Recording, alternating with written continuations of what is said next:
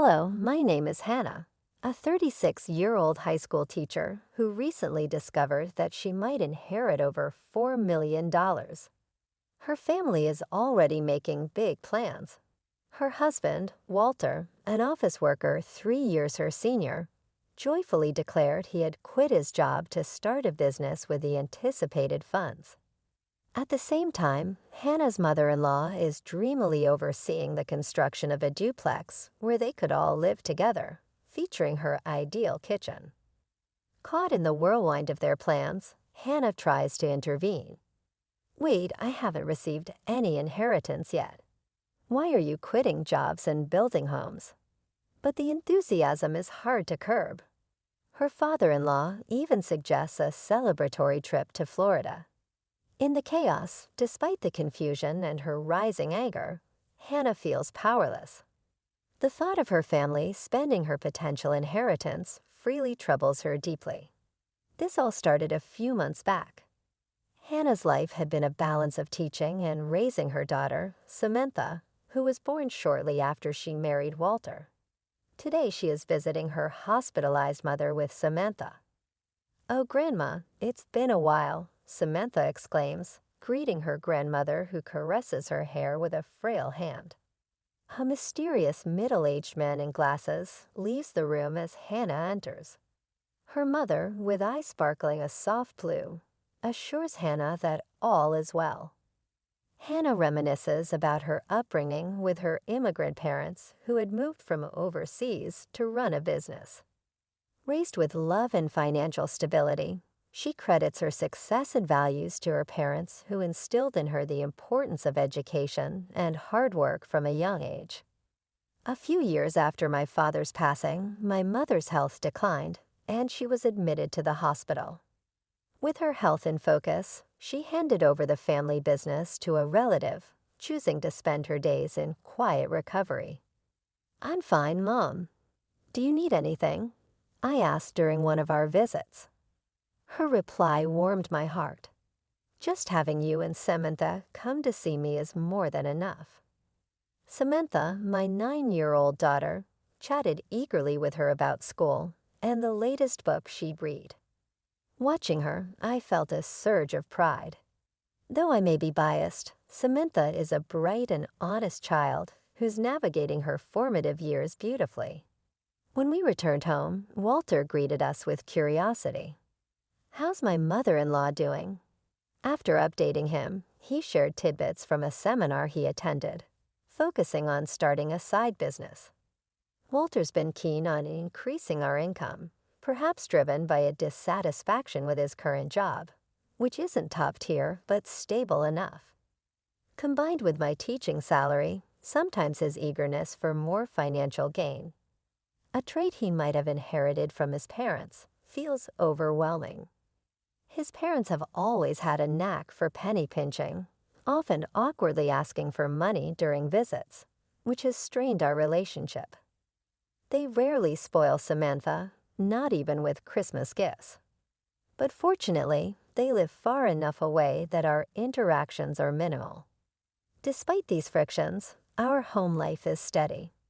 Walter is adept with household chores, and I cherish my days with him, Samantha, and the peaceful life we've built. But then a sudden call from the hospital turned everything upside down. My mother's condition had drastically worsened, thrusting our family into a rush to be by her side. My mother's breaths were shallow, her voice barely above a whisper as she spoke her last words to me. "Hannah, I always wanted you to be happy. Cherish Samantha more than anything. I love you." Those words, filled with love and care, were the last I heard from her. My mother had dedicated her life to raising me alongside my father and had a special bond with my daughter Samantha. At her funeral, her expression was serene, and all I could do was weep alongside Samantha, who was equally devastated. Sometime after her passing, a mysterious envelope arrived at our house, bearing the seal of a law firm. Puzzled, I opened it to find a document inside. It stated that I was the sole beneficiary of my mother's will, a topic we had never discussed. With the document in hand, I decided to visit the law firm on my own. "Hello, I'm the attorney Roy," said the man who greeted me, a middle-aged gentleman with glasses I recognized from the hospital. "Heidel, you were in my mother's hospital room," I said, remembering his face. "Yes, we met there," he replied. "From that time, I was entrusted by your mother." His kind voice nearly brought me to tears again. Then he revealed something astonishing. "Your mother left you an inheritance of $6 million. When your father passed, you waived your right to the inheritance, so your mother could receive it all after taxes. This is the amount you inherit," he said. I was stunned. My parents had been wealthy, but I had never imagined the magnitude of their fortune.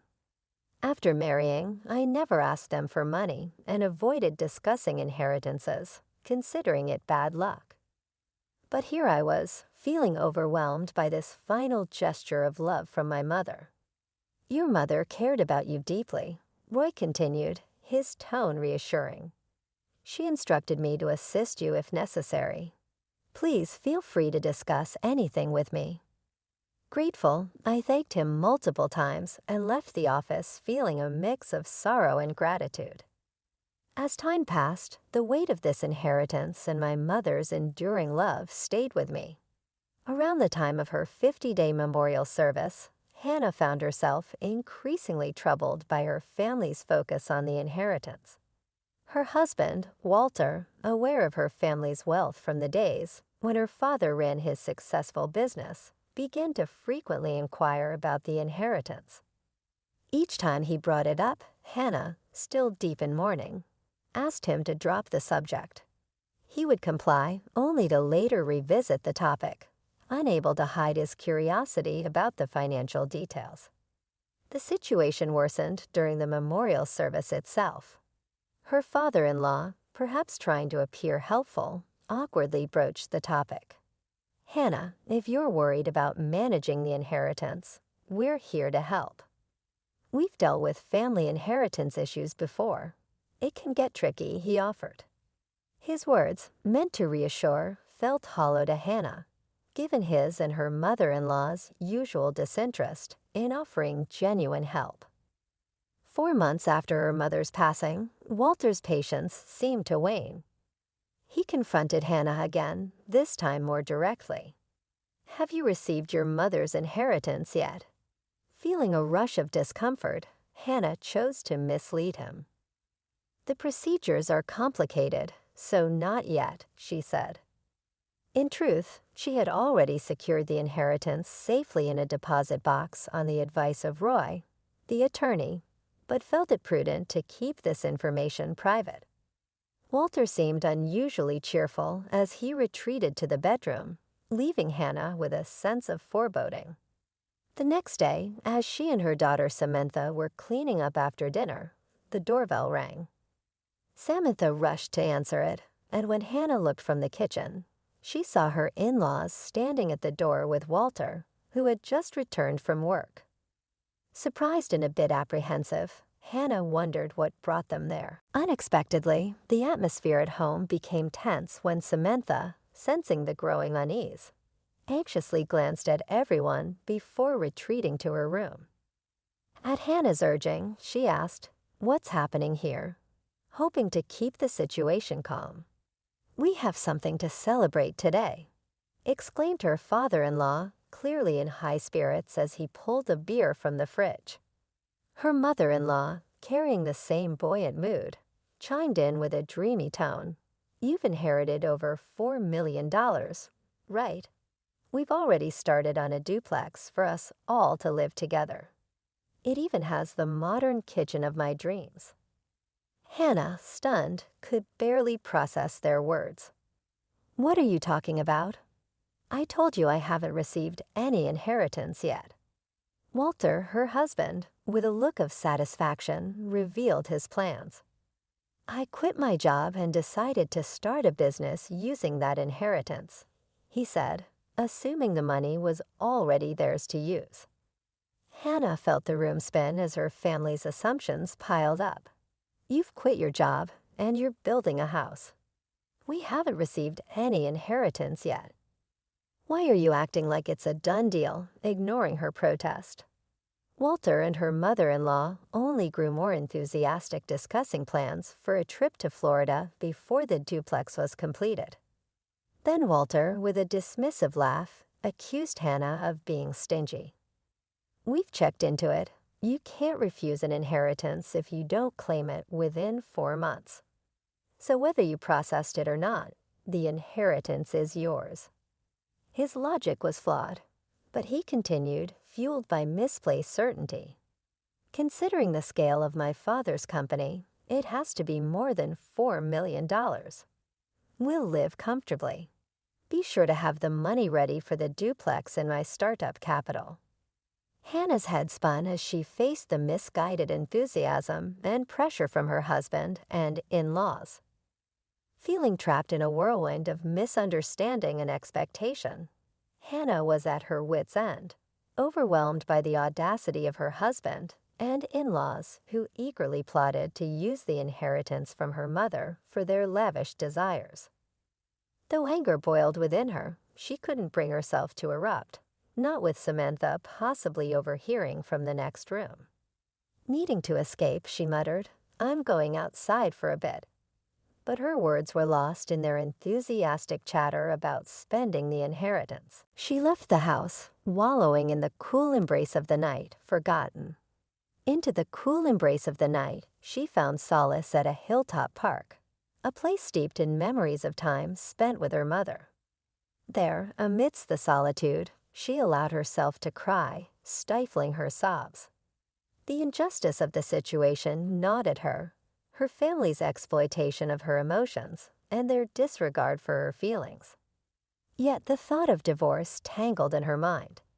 How could she upend Samantha's life? Her mother's parting words, "Take care of Samantha above all else," echoed in her heart, renewing her tears.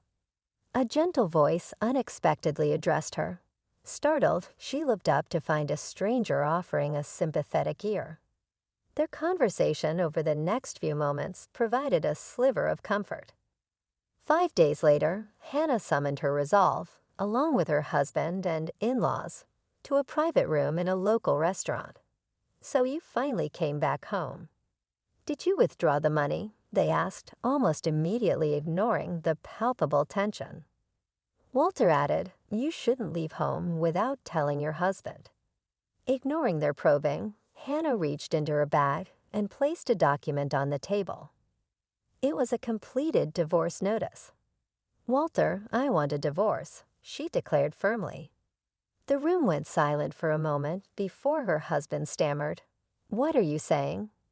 Panic flashed across his face, and the in-laws exchanged bewildered glances. "I can't do this anymore," Hannah continued, her voice steady despite the turmoil inside. Walter's face flushed with anger as he retorted, "You're leaving us after getting the inheritance. You've changed because of the money, you miser."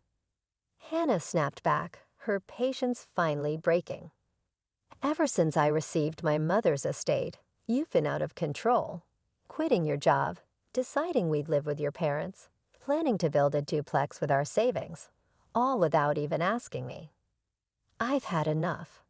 The confrontation marked a turning point as Hannah stood firm against the greed and manipulation that had come to define her relationship with Walter and his parents. As they discussed a potential trip to Florida, the confrontation escalated. "Who is the one who changed when the money came in?" "I can't possibly stay with such people," Hannah stated firmly, her resolve unwavering. "Wait, you can't just divorce me like that," Walter protested, desperation creeping into his voice. His parents chimed in. "That's right. Our savings after marriage are shared property. Half of the inheritance belongs to Walter no matter what." "That's correct. If it comes to that, we will take $4 million with us," they declared, their faces twisted with greed as they moved closer to Hannah. Just as she was about to retort, the door to the private room slid open. Dad, Grandpa, and Grandma should know better. The inheritance Mom received doesn't become shared property, right, Mr. Roy?